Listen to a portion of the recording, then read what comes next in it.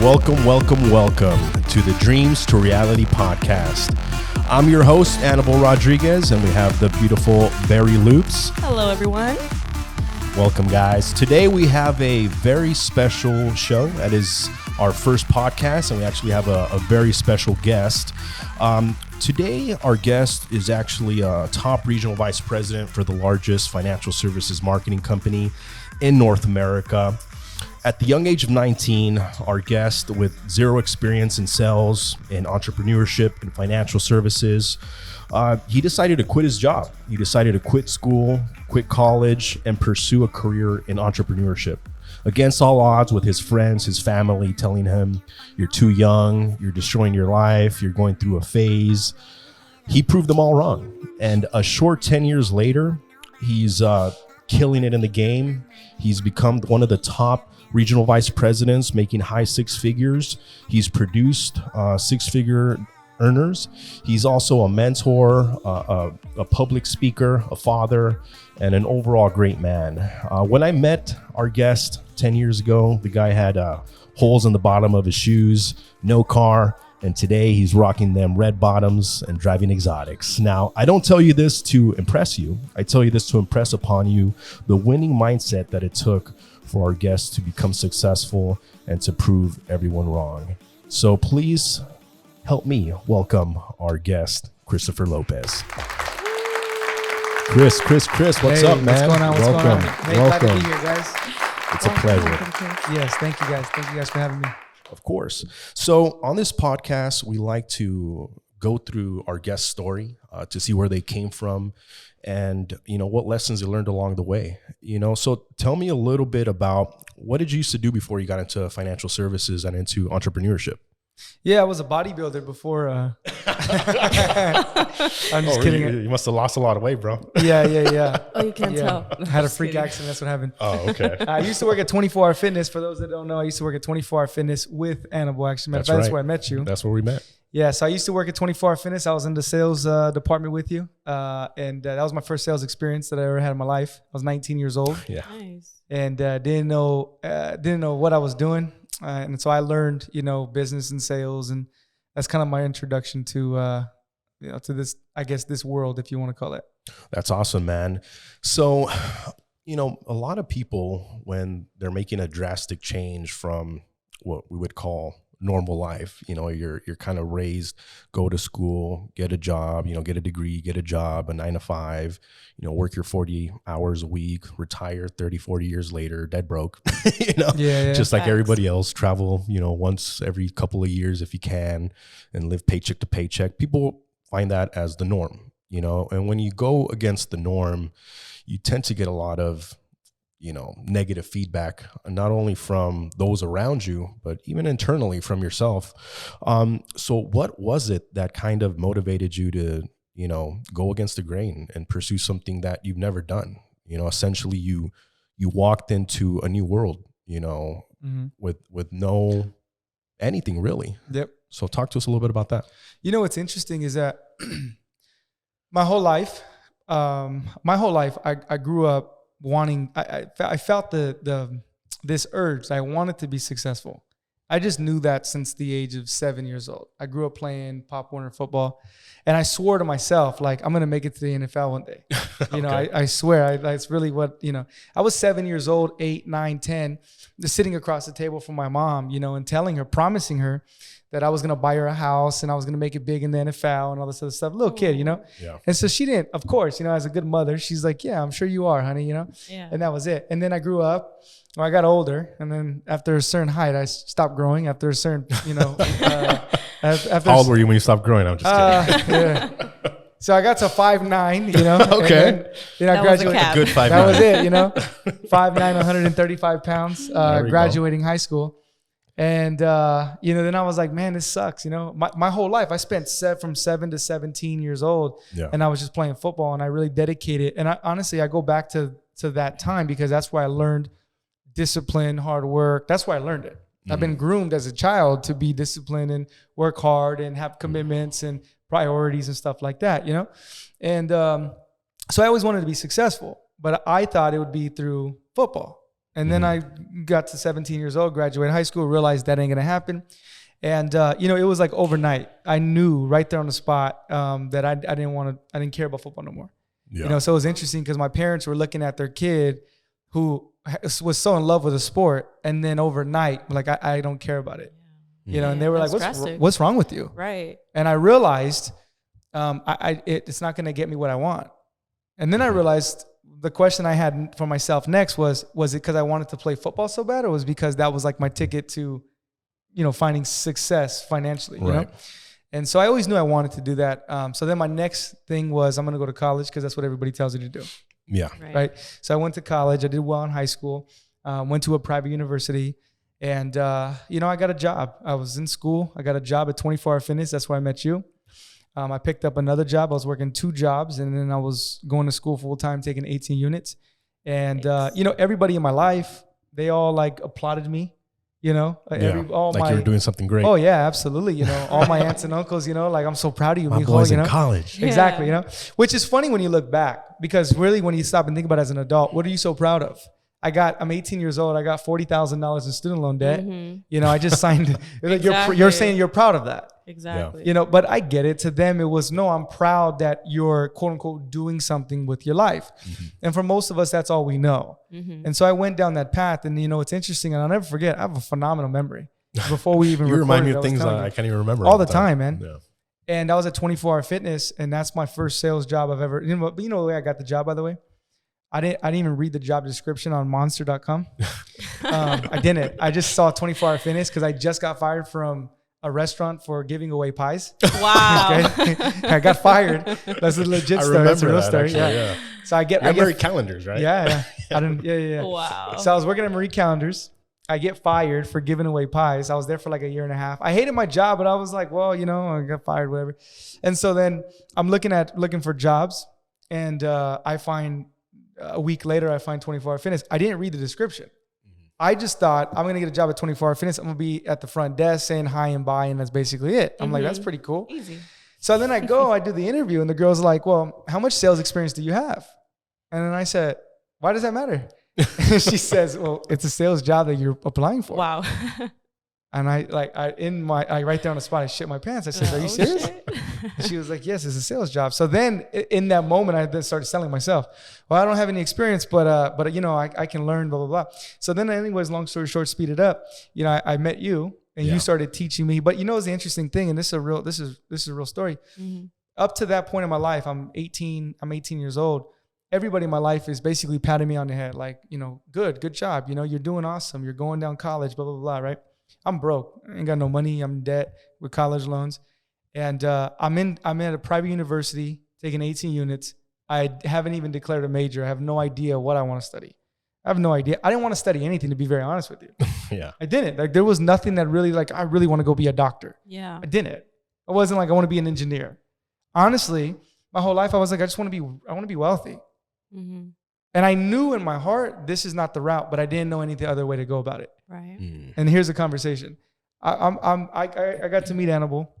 We start building a relationship. He starts to coach me and teach me at 24 Hour Fitness. And one day he's like, so what do you do out of here? And I said, well, I go to college, and I'm like that normal college, broke kid with their nose in the air. Like, I go to college. I go to this college, right. Like, that's how I was, Yeah. And then Hannibal says, okay, but like, what do you do? And I'm like, I don't get it. Like, I just told you I go to college for. Like, what's wrong with you? Yeah. And like, because everybody in my life at that point, once they heard I was going to college and I told them the name, there was like some shock value. Like, oh, for reals? You're going there? Wow, that's cool. Whoa, you're so smart. Yeah. And then I meet the first person who's like, okay, so what does that mean? And then I said, well, I'm going to college for my future because I don't want to stay here, Mm-hmm. And he's like, he told me this, just because you're going to college doesn't mean anything. And then I didn't like what he said, but the point I'm bringing this up is because he was the very first person in my life to start challenging me. Mm-hmm. He challenged my beliefs and the way that I was thinking. Right. That was a turning point for me, And so then what happened after that, a few months later, I'm now 19 years old. And I don't know if you remember this. We had some dinner after getting out of work. And I was telling you, hey, man, I'm looking for another job. And then you connected me with the guy who 10 years ago brought me into the financial industry, started mentoring me. And so there it is. It's a wrap. That's crazy. It's amazing. Yeah, it's interesting how the masses kind of want to keep you in the same pool that they're in. You know, when you're talking about, I'm going to college, you know, I have a job here, you're getting patted on the back. Why don't you talk a little bit about what happened once you decided to leave that world and, like I said, step into the muddy waters of entrepreneurship? You know, when you told your family, your friends, hey, I'm not going to college anymore. Hey, I quit that job at 24 Hour Fitness. This is what I'm doing. Maybe even ask for support, maybe even ask for help. And, you know, how was that received and what was your experience like? And this is very important for anyone that's trying to accomplish something big in their life. And they're trying to get out of the rat race. They're trying to get out of the current circumstance that they find themselves and all of their friends and family in. And they try to break free of that. Because I know I've experienced it, and I know you've experienced it because I know your story, but I want you to share that to our audience of, you know, what happens and what kind of mindset it takes, you know, to persevere through that. Yeah, well, you know, I had it super easy. As soon as I got involved, everybody supported me and told me that I was going to make it. And, you know, a year later, I made it, you know. That's great. Yeah, that's what everybody wants to hear, right? Yeah. That's exactly what these people want to hear. No, it was the exact opposite, as a matter of fact. It was the exact opposite. I got started, I was 19 years old. First thing that people were started telling me was, you know, what does a 19-year-old know about financial services? I wouldn't trust you with my money. You're just a kid. Right. And then, you know, it got worse than that. You know, people telling me I was throwing my life away for this, you know, for this pipe dream that I was chasing. I had family, friends. I had uncles, aunts. I had mom, dad, cousins my age, you know, calling me, telling me like, dude, what's wrong with you? You know, like, have you been brainwashed? Like, what's going on with you, you know? And so everybody is now seeing that I'm courageous enough to step outside of that box, you know, which is, you know, I'm now 10 years down the road. So I've learned so much, and I've learned why people are like that, you know, and it really goes back to our childhood and our conditioning. We've been conditioned. I mean, I truly believe people are born to succeed and born to really win. I think people are born, you're born as a boss, you're born as a CEO. Yeah. And then you're conditioned through school and through your upbringing and society to just fall in line and be an employee like everybody else. Yeah. I really sincerely believe that 100%. I would stand by that, you know? And so, yeah, everybody, most people were very negative. It was all doubts. It was all telling me, you know, what would go wrong, what could go wrong, how it's not going to work out for me. And the only thing that made me different from everybody else at that time, whoever was experiencing that, is that I believed in my own abilities more than I believed in their doubts. And that was really it. That's huge. That's huge. That was it. You know, for most people, when they hear all of these negative feedback from the outside world, they interpret it differently. They doubt themselves, you know, and it's a normal thing because you're experiencing the world coming at you and telling you, you know, things that you might even be doubting inside internally yourself, you know? So like, you've never got into financial services. You were 19 years old. Yep. You know, you probably didn't even trust yourself with your own financial services. I had no financial service, baby. Exactly. Yeah. You know, so it takes a huge amount of belief, you know, to pursue on, you know? So talk a little bit of how someone can increase their belief system in themselves and in what they're doing. Yeah, I believe that anybody can change anything about themselves. I really do believe that. I know there's people out there that think, you know, they don't change. Well, I think that that's not true. I think that if somebody has a desire to, they just now have to figure out how to, right? And so how does somebody do that? I think the first thing is, in order for you to change anything about yourself, I think you first need to change the people you surround yourself with. That's for sure number one. Number two is you need to change your environment. There's a lot of great people in the world, but they're just in really bad environments. And a part of what creates your environment are the people that are in that environment. So if you're constantly around people that are constantly putting you down and they're telling you how you can't and you can't do this and you won't do this and this and that, eventually you're going to start believing that. And I've learned that most people, they believe their disabilities rather than they believe their abilities. Right. Right. So if you tell somebody, or you can't you can't become successful as a hairstylist. You can't become successful in real estate. If they have a whole bunch of people around them telling them the same thing, all it's doing is confirming exactly what they already feel. Right. You know, so the first thing you got to change is you have to change your surroundings. You have to change your environment. Next thing you need to do is you need to now change the way that you think. Now, how do you change the way that you think? You need to start reading. And I'm not talking about fiction. You know what I mean? Dr. Seuss? Yeah, I'm not talking about Dr. Seuss. He got canceled, you know? But you know, you got to start reading. You have to start feeding your mind. I mean, think of it this way. Like we were talking about the gym earlier, right? People go to the gym. They go to the gym every single day. And what are they doing? They're working on their body. Yeah. Right. And you watch what you eat. You watch what you drink because you're working on your body. Right. But that same person, I would have to ask, how much work do you put on your mind? And most people really don't even think about that. It's not even an actual thought. Yeah. But it is a thought because they want to physically look good because that's vanity. Right. Right. And I'm not saying don't go look good. You should take care of your body. But at the same time, how much are you taking care of your mind? How much are you taking care of your spirit? Exactly. Right. And so people don't do that work. They don't. Most people don't. Yeah. And they're not even aware of this stuff.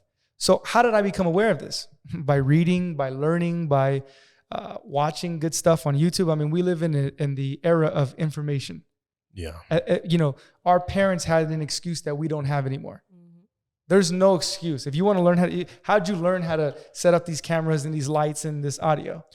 All the knowledge University. is out there. That's it, right? YouTube, that's it. Yeah. And that's exactly, YouTube is a university now, right? And so you have the ability to start learning and start teaching yourself, you know? And so here's why, because here's the trickle down effect. If you change your surroundings, you change the people you're around, you change your environment, which kind of like 1A, 1B, you change the way you think, what's going to start happening is you're going to start changing the way you feel. Yeah. And this is very important because we all act on emotions. So why didn't you do X, Y, Z? I didn't feel like it. Why did you do X, Y, Z? Because I felt like it.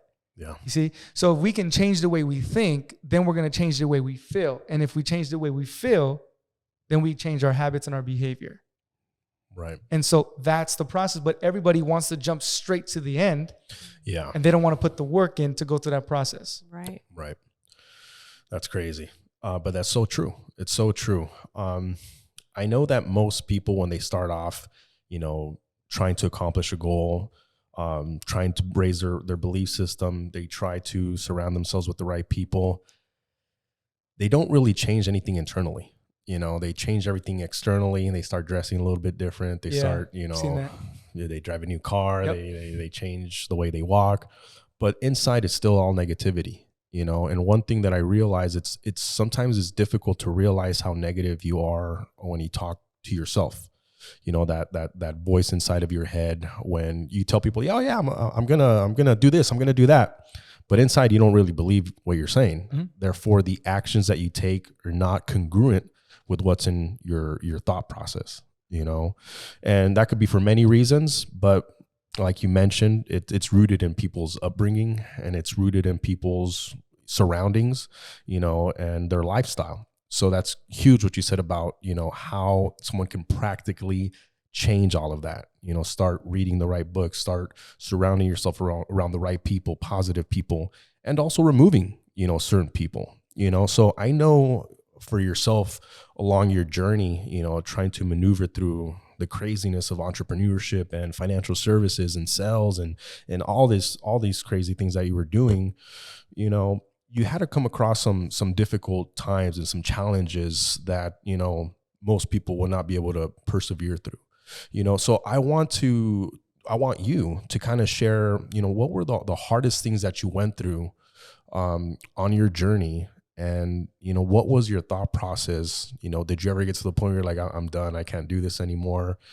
You know, and what were the key things that allowed you to continue and be successful? Yeah. I think anybody who has any level of success, I know, unless you hit the lottery, you know, everybody has their own story of adversity. You know, so, you know, I've told people before, you know, if there's no test, then you don't have a testimony. You have to have the test first because the test's going to turn into the testimony. And so every time you see somebody who has any level of success in anything, you have to know that they have failed at that 1,000 times, at least. And so the I would like to say this because there's people going to watch this and people going to listen. One of the other biggest mistakes that people make is that they'll, for instance, like I know you play the guitar. Yeah. Okay. How long you been playing the guitar? Like 15 years. Okay. 15 years. I would say, and I've seen you, you're very good at playing the guitar. Yeah. 15 years ago when you first started, were you as good then as you are now? I was horrible. Okay. Yeah. The difference is what?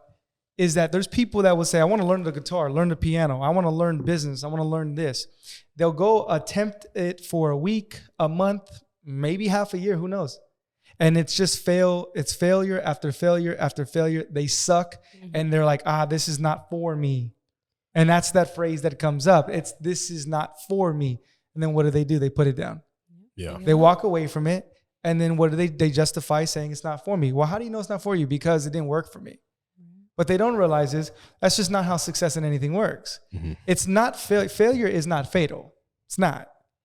And there's a difference between failing and then failing forward. Yeah. Failing, in my opinion, is just sitting here doing nothing and making a bunch of excuses on why you can't do it.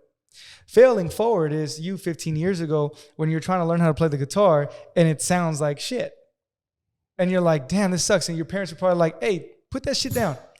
And you're like, well, I'm just going to keep playing. Yeah. 15 years later, people go, whoa, you're really good at that. How'd you get so good? You should have heard me when I first started. Mm-hmm. You know, one of the compliments I get today is, you speak very well, very good with words. And I appreciate the compliment. But what they don't know is you should have saw me 10 years ago when I first started. And I would speak and you put a camera in front of me or I spoke in front of 300 people or 100 people or 50 people. I had cotton mouth, that was my thing. I used to get cotton mouth and you could hear the smacking in the mic, it was nasty. Like that's, so nobody sees that. Right. They just see the end product and they go, whoa, you were born for that. Nobody's born for, now sure. There's some talented people out there we can make an argument for. Yeah. But even they had to put the work in. Right. So I just wanted to say that because I think that's important. I think that's very important for people to hear. Yeah. Just to touch on that. When we see all of these successful people in their chosen path, whether they're athletes, you're looking like, man, the guy was probably born with all that muscle and he was probably born super fast. You look at these singers and performers on stage like, wow, I wish I had that talent. I wish I knew how to play the guitar like that. He's probably born with that talent, You see these successful business owners that are wealthy and, traveling the world and experiencing the life very, very differently to your life. And you're like, man, they're so lucky. They were probably born rich and, they probably had this and they probably had that. But like you said, you don't know the story behind that. And that's why we're here. We're here to humanize people so they can realize that you can also accomplish whatever your calling is. Now, finding your calling is one thing, but the one thing that is congruent and the same throughout all of these successful people is their mindset. And like what you're talking about is the discipline and consistency, so having a winning mindset and also being disciplined enough to do what you need to do, even when you don't want to do it, because, that's what it takes to be successful. Mm-hmm. And being consistent, this is a never ending game. If you're trying to accomplish any goal, it's never ending. You have to constantly go after it with full force and you have to love it.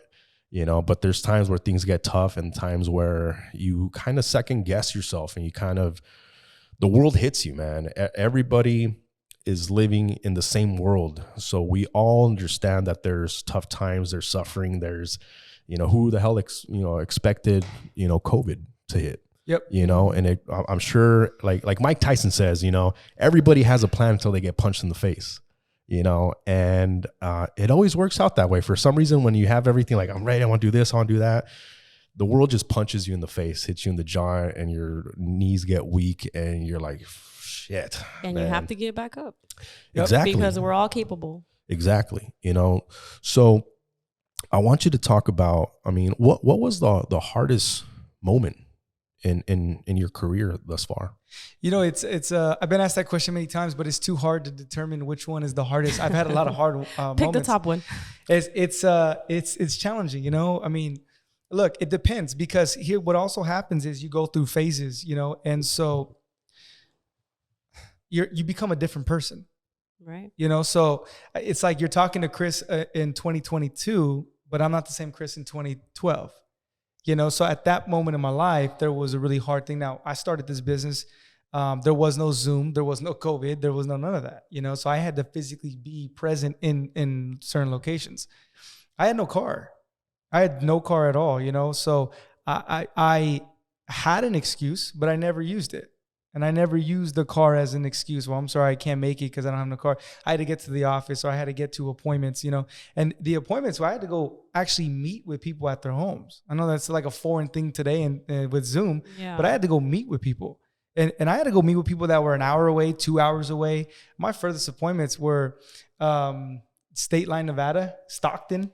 Jesus. You know, and that's very far, you know. And so back then, I had very little money. I wasn't making a whole lot of money, but I was very, very, very dedicated and disciplined and committed that I would, let's say Lupe was my sister or my friend, I would be like, hey, Lupe, can you give me a ride? She'd be like, my car's not going to make it. They used to I don't know, because my car's not going to make it. I'm like, come on. And then as soon as I offered them $20, they'd be like, okay, I'll take it. I said, what happened? I thought your car wouldn't make it, you know? That's funny. And then, you know, it's crazy. I'll never forget this. There's so many times where they would take me to my appointment like 40 minutes down the street, or 40 minutes, not down the street, 40 minutes away. And midway through, they'd be like, hey, just so you know, like, I can't wait for you. How are you going to get back? And my response all the time was, I don't know, but I'll figure that out when I cross that bridge. My respect to that. And they would look at me and they'd be like, what's wrong with you? Yeah. Like, you don't know how you're going to get back? Like, how are you going to get back? I go, I don't know. I'd figure it out. But all I know is I have a mission in my head. I need to get here. I need to do this thing. And then once I'll figure it out. And I lived like that for a long time, man. I lived like that for a long time. You know, I live here in the Inland Empire, California. I had appointments where I would have to go to the high desert, Victorville, Hesperia, that area. I'll never forget one time where I was, it was in the middle of March, I think it was. It's like 1 a.m. and I'm at a bus stop. Not because I'm waiting for the bus. I had no ride. And I had to get back down to home in Rancho Cucamonga just to be back up at 8 a.m. And nobody ever knew. I never complained. I never went to tell people like, do you want to hear my story? I knew nobody cared. Yeah. Right. I don't know why. I knew nobody cared. Nobody cares until you make it. That's it. Exactly. You know, now I can get in front of the mic, tell people, and people are going to hear this and go, whoa, that respect. But back then, there's no respect. It's, hey, shut up, stop whining. Yeah. You know what I mean? And then the people that do give you sympathy, they give you sympathy, but there's no solution. Yeah. And so I don't need sympathy. I need a solution. So that was hard, you know. Then I got a car, you know. Then I got a 21 years old, bought a brand new M6. You know, I'm 21 years old. I'm starting to make some money. And, you know, I'm getting a whole bunch of trouble. You know, you and I got into some trouble together, you know. I'm not going to say it here today, but yeah, we got into some stuff, you know. And then that was hard, you know. And then through, you know, being in business long enough, at least 10 years, you go ups and downs. There's some years where business is very good. Some years it was like, damn, we're going out of business. You know what I mean? Like, what's going on, you know? So I've had a lot of hard. Recently, January 2020, COVID, and my dad passed away. My dad got COVID and pneumonia, and he passed away at 58 years old. Wow. And so that was a very, very challenging thing. And so right now, my life, my time in my at this point in my life right now, I would definitely have to say that was the hardest thing that I've been through. Yeah. Now, not because I can't handle death, because I can handle death. I can. And I bounce back very quickly. It doesn't mean that I don't feel it. It doesn't mean that I don't miss him. That doesn't mean any of that. But it was challenging because, see, I'm one of 6. Yeah. Okay. We have an extended family. I'm one of 6. I'm the second youngest. During that whole ordeal, I was the one that was called to literally lead the family in everything. Not my older sisters. There's 4 above me. Yeah. Why not them? Why me? And there's no disrespect to them. But now I look back and I realize, see, you were prepared for this. Yeah. All the trials and the adversity. See, I think that adversity introduces you to your strength. You don't know how strong you are until you have to deal with some real serious shit. Yeah. And so, you know, that was challenging for me. That was probably the biggest challenge that I had. I mean, there's a whole bunch of other challenges that I can talk about, but I don't think we got that much time, you know? Yeah. But if that's the one that pops out for sure. Yeah. You know, I know you personally, and I respect you not only for the success in business that you've achieved You know, I've seen you speaking in front of thousands of people. I've seen all the awards and accolades you've obtained. You know, I see the lifestyle that you live, and financially you're successful, and business you're successful. You've mentored hundreds of people. You've produced some other successful people as well.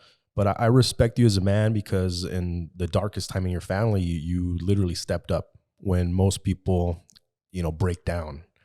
And you're right. You know, all the challenges and tribulations that you went through, they were like weights. You know, they were getting you hard and getting you to the point where you can pretty much take anything. You know, and anyone that is looking to accomplish a big goal, there's always a bigger point, a bigger picture to what you're trying to accomplish. Is not the end goal. You know, I want to be a singer. I want to be a musician. I want to be wealthy. It's who you become along the way. Oh yeah. You know, because I knew Chris when he was 19, and I know Chris now, and it's not the same guy. You know, he's got a different mindset. Everything's different about him. The way he talks, the way he walks, the way he is. He went from a boy to a man, you know, and that's not saying, you know, a woman or a girl. It's the thought process and the mindset, you know. So I want to close out this podcast with you sharing with our audience, you know, what are some key points that they can take away with them, some practical knowledge on what they can do to stay consistent along their journey and persevere through the challenges that will come, you know, whether it's now or later, whether it's financial or health wise, or, you know, death of someone, or you become sick, or something's going to happen, and you have to be ready for that. And lead us on your thoughts on that. Yeah. I think first thing that people have to do is they have to find somebody that they admire and they respect, and they look at their life, the way that their lifestyle is, and ask yourself if that's what you want. If it is, then you should do whatever you have to do to get that person to mentor you, if they're open to it. And I you know what I find? I find that successful people, they're open to teaching other people. I think a lot of people think the opposite, that the successful people, they don't want to help you. That's not true, actually. They don't want to help uncommitted people. I will tell you that. But if you show that you have a level of discipline and commitment, and you're serious about this thing, whatever that thing is, people will want to help you. There's no doubt about it. So I think the first thing is you have to find a mentor. But see, this is important, because the biggest mistake that I see people make, especially in my line of work, is that they'll let their family and friends talk them out of it. And your family and friends, they mean well, they love you. But your family and friends, no disrespect, they don't know what the fuck they're talking about. They don't. And the reason I can say that is because, let's just use some common sense and use our eyes here for a second. Yeah. If your family and friends knew what they were saying, then you wouldn't be in the condition that you're already in. Because they were already been in your life the whole time. They would have been able to help you. Yeah. But the problem is, you say, I want to do something, your family and friends go, that's stupid, or this, that, blah, blah, blah. And then you listen to them. You believe it. Mm-hmm. And you listen to them because you place so much importance on titles: mother, father, sister, aunt, uncle. And I'm not saying be disrespectful. That's not what I'm saying. I think you should respect your elders. However, you should also respect yourself. Yeah. And you have one life to live. And so the question is, are you living the life that others want you to live, or are you living your life? That's crazy. And that's where it starts. You know, and so I never had this problem. I really didn't. As a matter of fact, I've been more on the defiant side than anything else, because I knew even at 11 years old, this is my life. Yeah. I don't know why I knew that, but I knew I'm going to live the way I want to live.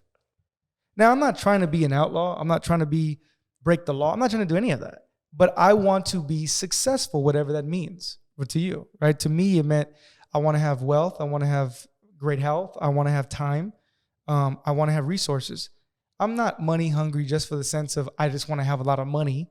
I want money for what money can do. And I also want time, because I also learned you can have a lot of money, but if you have no time, well, that's a shitty life too. Yeah. You see? So I think that's the first thing. is you need to find somebody who's willing to coach you, willing to teach you. And then you become that person's best student. If it really means something to you, you need to become that person's best student. Straight up. Then, what else? What else can I say that I've learned along the way? Well, as I talked about earlier, you're going to have to change your environment. I talked about that. Change your people, change your thoughts, change your feelings, change all that. That's a never-ending process, by the way. A lot of people don't stay on self-improvement because it's not instant. Right. It's kind of like how people quit the gym. They go start working out on Monday, and then they fall off their diet on Wednesday, right? Because they go to the gym one time after 10 years of not working out. They run home, they look in the mirror, and they're like, I haven't lost any weight. Exactly. Well, no shit. You're not going to lose any weight like that. It's going to take some time. Yeah. But that's exactly why people don't stay reading. That's exactly why people don't stay committed to the process. They don't, and because they want instant gratification, and you're not going to get it instant. Yeah. So you have to understand that. But see, here's the deal. I like what you said a second ago. It's who you become. Shout out to, I have some very great men that have taught me many, many things. Many, many things.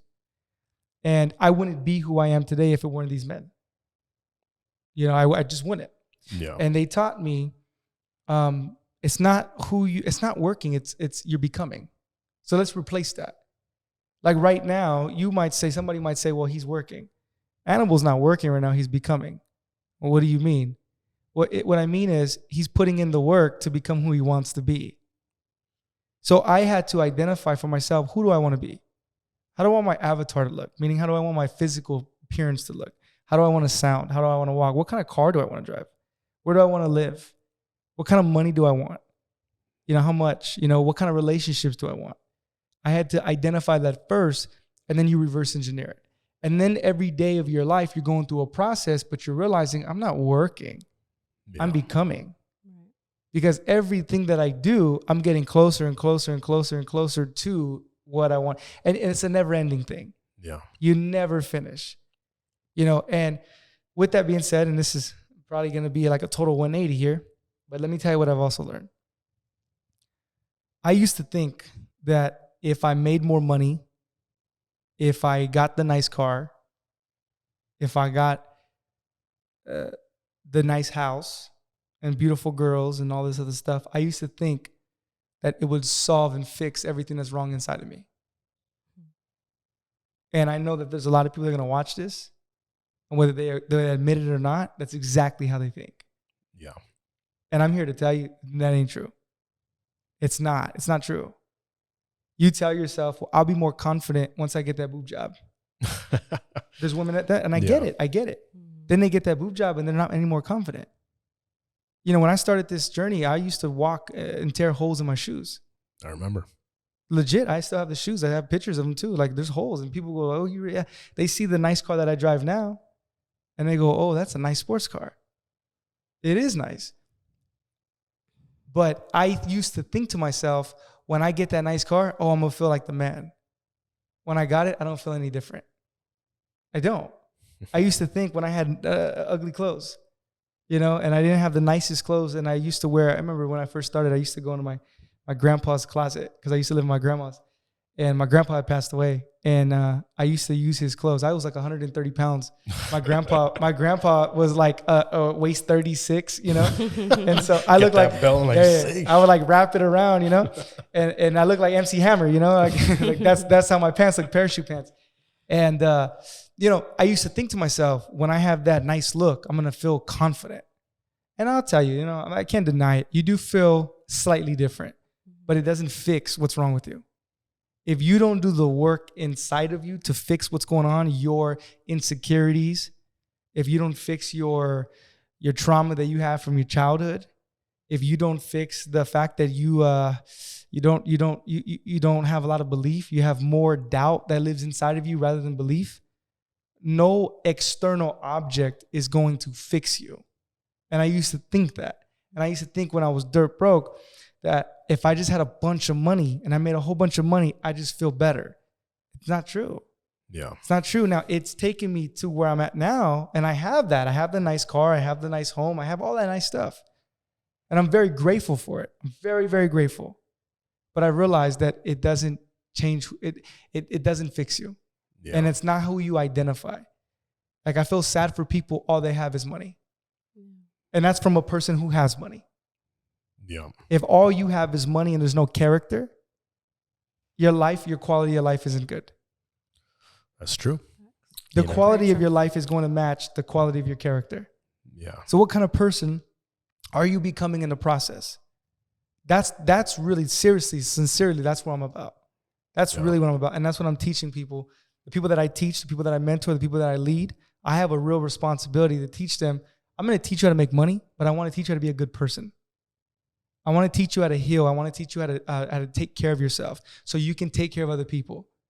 One thing that you said, the reason why you respect me, and I appreciate that, thank you, about taking care of my family. I know for a fact I would not be in a position to be able to take care of my family if I didn't learn how to take care of myself. Yeah. And I'm not talking about take care of myself financially. I'm talking about, because that didn't have to do anything with finances. That had everything to do with being there for them emotionally, mentally, and that's draining. Yeah. It definitely can get draining, especially when you have a whole bunch of people that you're trying to take care of. Right. But I was fit for the role because of the person that I become. Mm-hmm. So it's a long answer, but in closing, what I would say is you just got to sell out to the process of becoming the person that you want to become, with integrity, with ethics, with honesty, and just become, you go through that process, you develop your character, you become better. And then what starts to happen is your life starts to become better. And then you start to make more money, and then you start to have nicer things, but then you realize none of that defines you. Yeah. None of that stuff defines me. Because if you take all that away, take the car away, take the house away, take these clothes away, take everything away, who is Chris? Chris is inside. It's not on me, it's in me. Exactly. Yeah. That's beautiful, because everything starts with you.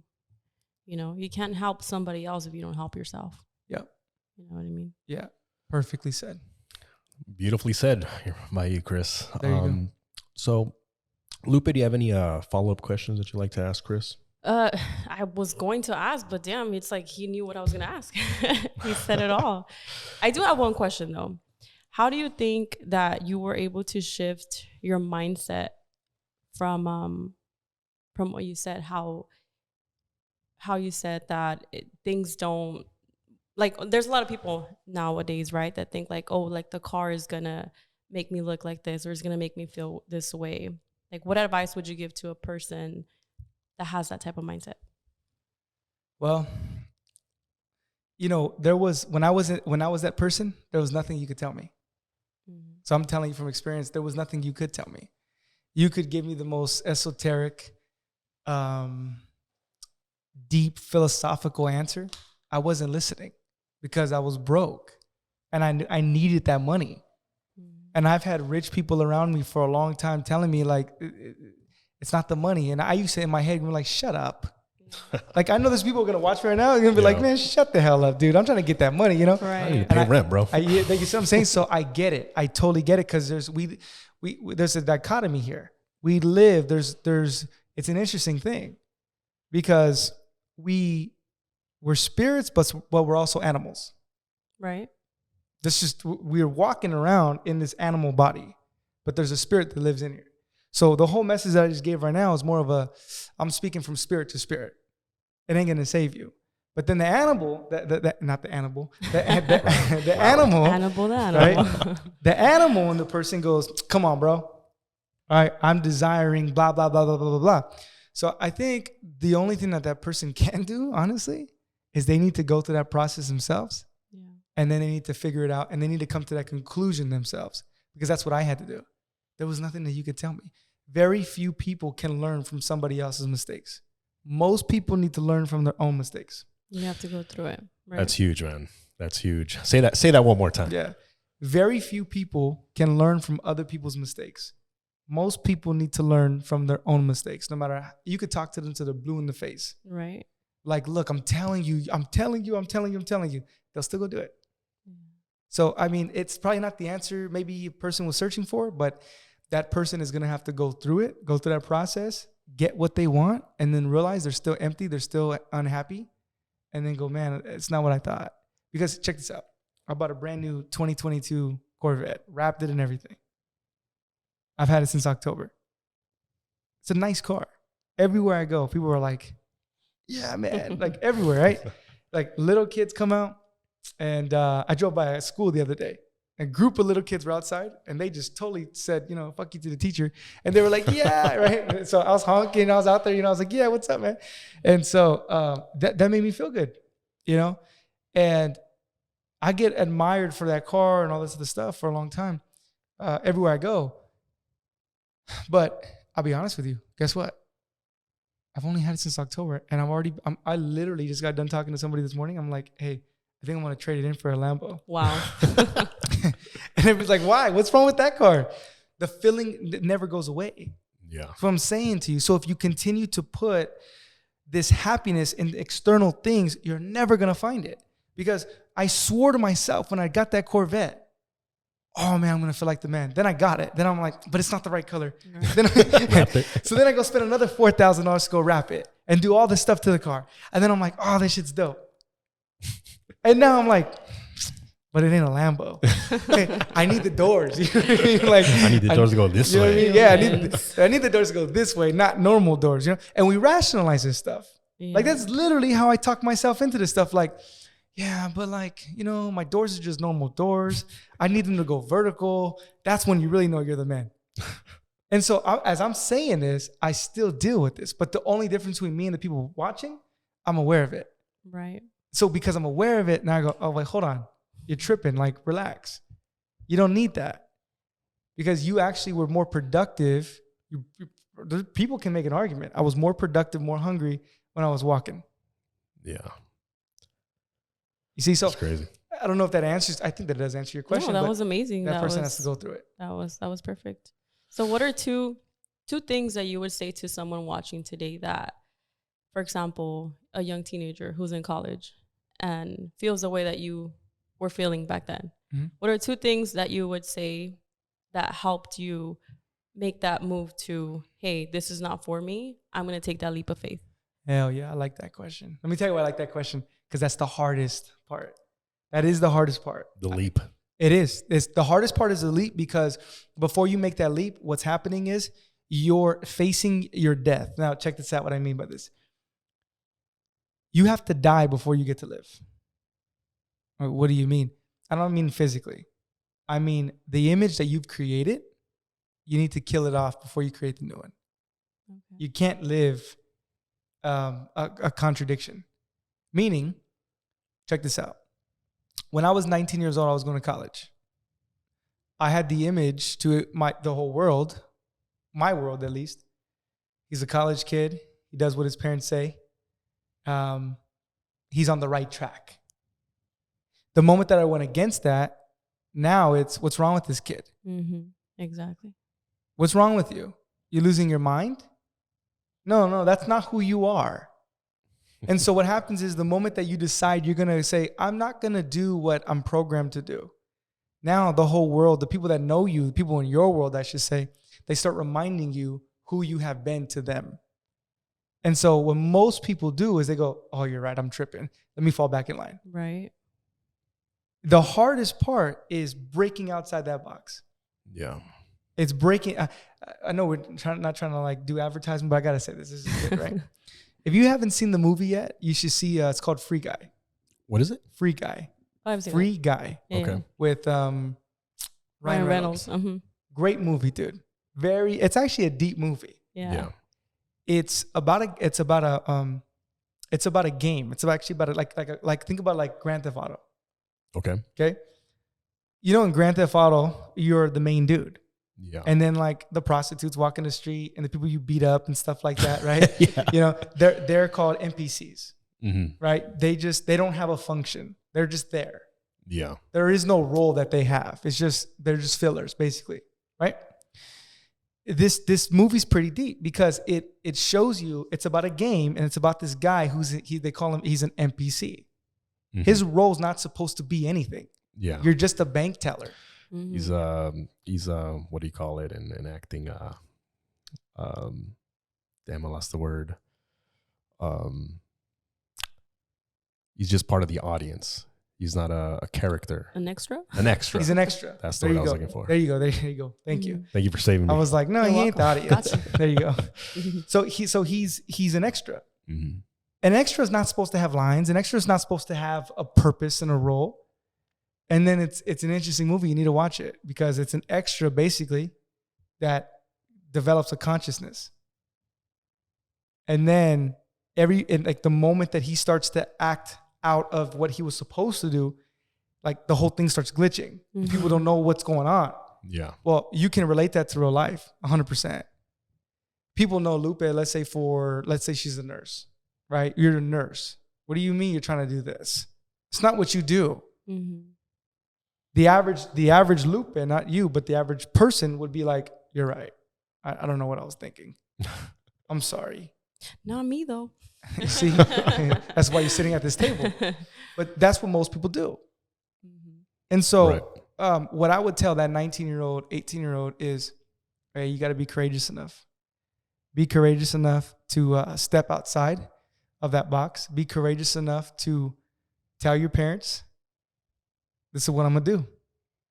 And understand that. Why do I say courageous? Because there's going to come consequences too.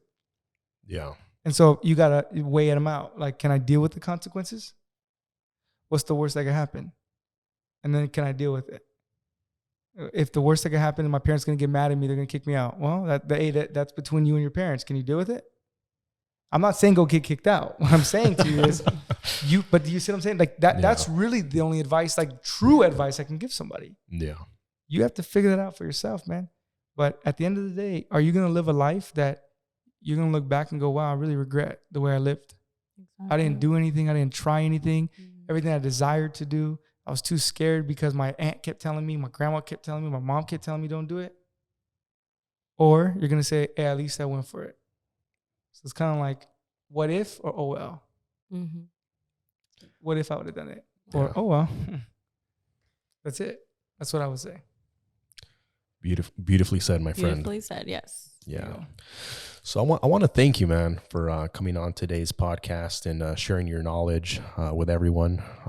I know I learned a lot, even though I know your story personally, and I've heard you speak before, and I'm telling you, this is just a glimpse of the golden nuggets that this man has. And I'm hoping that all the viewers were able to learn something practical today that they can apply in their life to help them along their journey of accomplishing whatever it is you're looking to accomplish. And, so for anyone that's looking for a mentor, Chris is developing and producing, regional vice presidents right now that are being very successful. So where can we find you, Chris? Yeah, you could find me on Instagram at Gene the Jeweler. That's THA. Jeweler. Yeah, right? Okay. Same thing on YouTube. YouTube, Gene the Jeweler, same thing. Spelled the exact same way. It's THA, only because THE was taken. Okay.